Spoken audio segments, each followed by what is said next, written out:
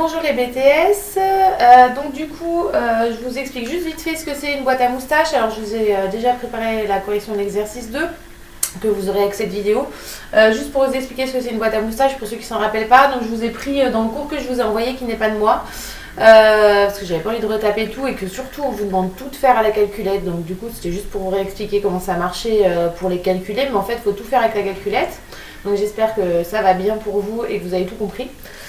Donc pour la boîte à moustache, vous avez donc voilà, vous avez besoin de ces 5 informations là, la plus petite valeur de la série statistique, la plus grande valeur, le premier quartile, le troisième quartile et la médiane.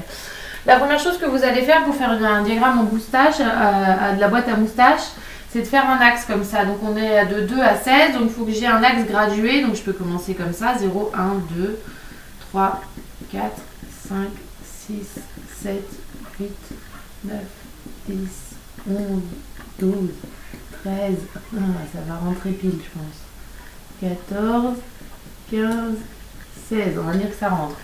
J'aurais dû le faire un peu plus rapproché. Donc du coup, la boîte à moustache, vous mettez un petit trait à la valeur minimum. Alors avec des feuilles à carreaux, c'est plus simple. Vous mettez un petit trait à la valeur maximum. Voilà.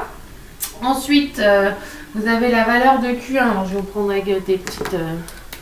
donc valeur de Q1, 7. Donc je vais jusqu'à 7. Je vais faire un plus grand trait, comme ça.